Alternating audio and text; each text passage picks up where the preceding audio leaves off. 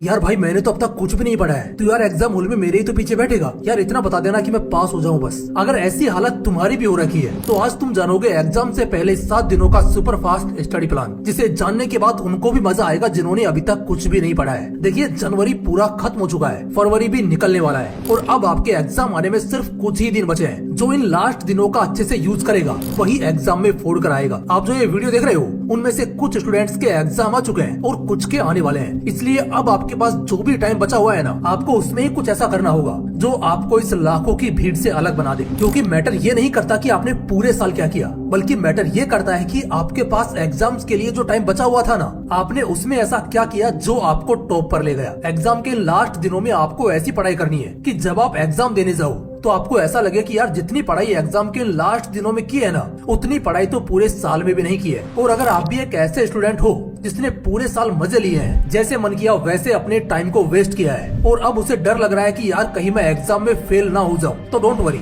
आज के इस वीडियो में मैं आपको 7 डेज का वो सुपर फास्ट स्टडी प्लान देने वाला हूं, जिसको अप्लाई करके आप एग्जाम में फोड़ सकते हो। अब मैं आपसे ये तो नहीं बोलूंगा कि आप सिर्फ इन 7 दिनों में पढ़कर टॉपर बन जाओगे, लेकिन हाँ, अगर आपकी प्रिपरेशन पहले से सॉलिड है तो एग्जाम को टॉप करने में 7 डेज का स्टडी चैलेंज आपकी बहुत मदद करेगा। इसलिए आपको ये वीडियो लास्ट तक जरूर देखनी चाहिए। तो चलिए जानते हैं 7 days super fast study challenge के बारे में। लेकिन उससे पहले मैं आपको एक स्टोरी सुनाऊंगा ताकि आप अच्छे से रिलेट कर पाओ। तो ये कहानी है 10th क्लास में पढ़ने वाले एक लड़के की, जो कि पढ़ाई में अच्छा था। जब 10th क्लास की पढ़ाई स्टार्ट हुई थी तो 1 से 2 महीने उसने अपने बोर्ड एग्जाम को ध्यान में रखते हुए खूब अच्छे से मेहनत की। लेकिन फिर धीरे धीरे उसका मन पढ़ाई से हटने लगा और वो ये सोचने लगा कि यार अभी से इतना स्ट्रेस क्यों, अभी तो पढ़ने के लिए पूरा साल बाकी है। और ऐसे ही सोचते सोचते लगभग आधा साल निकल गया। लेकिन वो ना अभी भी इसी भ्रम में था कि यार अभी तो पूरा साल बाकी है। इसी तरह से उसने अपना सारा टाइम निकाल दिया, सिर्फ ये सोचते सोचते कि अभी तो एग्जाम आने में बहुत टाइम है। फाइनली अब वो टाइम आ ही जाता है जब उसके एग्जाम में सिर्फ 1 ही महीना रह जाता है। और जब वो एग्जाम की डेट को देखता है तो उसके ब्रेन में सिर्फ एक ही शब्द घूमता है, काश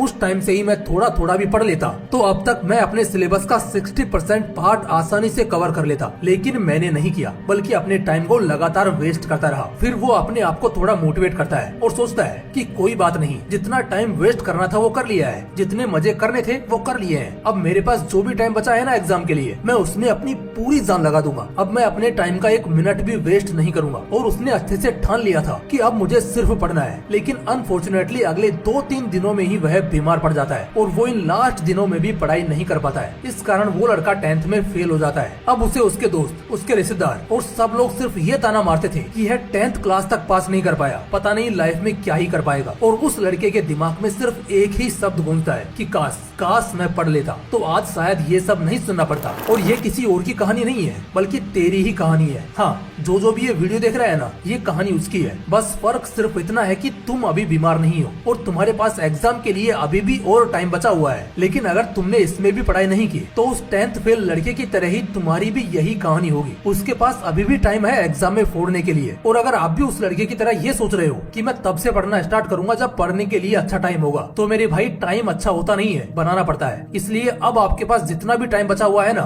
उसमें दिन रात एक कर दो, क्योंकि लाइफ का कोई पता नहीं है कब क्या हो जाए उस 10th फेल लड़के की तरह। अब मुझे उम्मीद है कि इस कहानी से आप अच्छे से रिलेट कर पाए होंगे। हाँ, तो अब आपके अंदर मैंने पढ़ने के लिए तड़प तो पैदा कर दिया है। अब आपको जरूरत है एक सही गाइडलाइंस की, जिससे आप अच्छे तरीके से एग्जाम की तैयारी कर पाओ। इसलिए अब मैं आपको बताने वाला हूँ 7 days super fast study plan के बारे में, जो आपके स्टडी को नेक्स्ट लेवल पर ले जाने वाला है। तो चलिए इसको डीप में समझते हैं। डे 1, तो आपके पास जो 7 दिन है ना, उसमें से फर्स्ट डे में आपको अपने सिलेबस को एनालाइज करना है कि किस चैप्टर से कितने नंबर का क्वेश्चन बनता है और क्वेश्चन किस तरह से बनता है और ये कैसे करना है, चलिए मैं बताता हूँ। इसके लिए आपको अपने पिछले 5 साल के क्वेश्चन पेपर उठाने हैं और उसमें से आपको ये देखना है कि हर साल किस चैप्टर से किस टाइप का क्वेश्चन बनता है। जैसे कि आपका कोई चैप्टर है कोसी का और अब आपको 2019 का क्वेश्चन पेपर उठाना है। उसमें से ये देखना है कि 2019 में इस चैप्टर में से किस किस टाइप का क्वेश्चन बना है और उसको आपको नोटबुक में नोट कर लेना है। और इसी तरह से आपको 2020, 21, 22, 23 और 24 के क्वेश्चन पेपर उठाने हैं और उसमें से भी ये देखना है कि किस चैप्टर से किस ईयर में किस टाइप का क्वेश्चन बना है। इससे आप ये अच्छी तरह से समझ जाओगे कि अब की बार इस चैप्टर से कौन सा क्वेश्चन बनने वाला है। डे देखो इसमें थोड़ा टाइम जरूर लगेगा, लेकिन आपको इसी तरह से अपने हर सब्जेक्ट का फॉर्मेट तैयार कर लेना है कि किस ईयर में किस चैप्टर से कौन सा क्वेश्चन बना है। इसमें आपको पूरा एक दिन लगेगा। उसके बाद में पूरे 5 सालों के पेपर का ब्लूप्रिंट आपके हाथों में होगा और इस ब्लूप्रिंट से आप ये भी जान जाओगे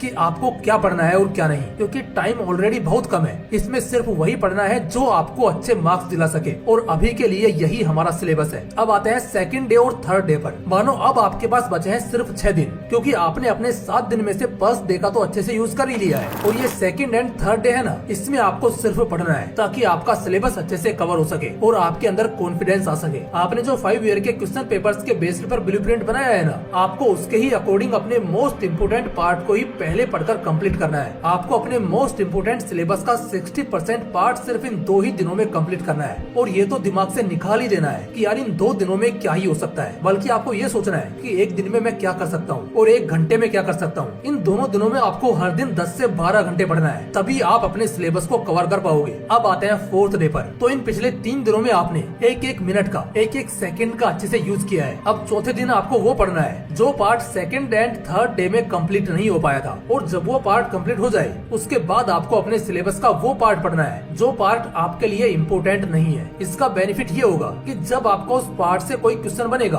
तो आपको ये पता रहेगा कि ये क्वेश्चन किस टॉपिक से आया है और इसमें क्या लिखना चाहिए। जब आप लगातार 4 दिन तक इस प्लान के अकॉर्डिंग स्टडी करोगे तो आप देखोगे कि आपके सिलेबस का 60 to 70% पार्ट कंप्लीट हो चुका है। अब बारी है उससे अच्छे से रिवाइज करने की। इसके लिए हम यूज करेंगे 5th एंड 6th डे का। तो आपने इन पिछले 4 दिनों में ही अपने सिलेबस का लगभग 60-70% पार्ट कवर कर लिया है। अब बारी है उसे अच्छे से रिवाइज करने की, क्योंकि जब तक आप उसे रिवाइज नहीं करोगे तो भले ही आपने कितनी भी अच्छी पढ़ाई की हो, उसका कोई भी रिजल्ट नहीं निकलेगा, क्योंकि एग्जाम में सिर्फ वही पढ़ाई काम आती है जो आपको एग्जाम के दिन अच्छे से याद होती है। इसलिए 5वें और 6ठे दिन आपने अब तक जो भी पढ़ा है उसको अच्छे से कम 2 बार रिवाइज करना है, सिर्फ 2 दिनों के अंदर ही, ताकि वह आपके सीधे दिमाग में छप जाए और जब आप एग्जाम देने जाओ तो उसे एग्जाम कॉपी में अच्छे से लिख पाओ। अब आपके पास एग्जाम के लिए बचता है सिर्फ 1 दिन और वो है 7th डे। आपने इन पिछले 6 दिनों में अपने सिलेबस को एनालाइज भी कर लिया है, उसे अच्छे से रीड भी कर लिया है और उसका रिवीजन भी कर लिया है। अब बारी है इन सबको अप्लाई करने की, यानी प्रैक्टिस की। तो इसके लिए आपको 7th डे सिर्फ प्रैक्टिस के लिए देना है। उसके लिए आपको एक मॉडल पेपर को लेना है और अपने स्टडी टेबल पर एक पानी की बोतल लेकर बैठ जाना है और आपको इस मॉडल पेपर को 3.25 घंटे तक इस तरह से सोल्व करना है जैसे कि आपका एग्जाम चल रहा है। इस तरह पेपर सोल्व करने से आपको एक्चुअल में ये पता चलेगा कि आपको एग्जाम पेपर को सोल्व करने में कितना टाइम लग रहा है, और इस तरह से आपको कम से कम 2 मॉडल पेपर सोल्व करने हैं। और अगर उसके बाद भी आपके पास टाइम बचता है तो उसमें आपको एग्जाम की टेंशन से फ्री होकर थोड़ा सा एंजॉय करना है, ताकि आप एनर्जेटिक फील कर पाओ। और फिर रात को एकदम मस्त सोना है कम से कम 8 घंटे, ताकि पढ़ा हुआ आपको एग्जाम में याद आ सके। तो गाइज, अगर आप कुछ इस तरह से इस 7 days super fast study challenge को कंप्लीट कर लेते हो तो समझो आप एग्जाम में फोड़ने के लिए रेडी हो। क्योंकि भले ही हमने सिर्फ 7 दिनों की तैयारी की है, लेकिन इन 7 दिनों में हमने सीरियस होकर पूरी प्लानिंग के साथ तैयारी की है, एक चीज को स्टेप बाय स्टेप कंप्लीट किया है। और जो बंदा पूरी प्लानिंग के साथ जंग लड़ने के लिए तैयार होता है तो उसको जंग में हराना लगभग नामुमकिन होता है। इसलिए आप पूरे कॉन्फिडेंस के साथ एग्जाम में फोड़ने के लिए रेडी रहो।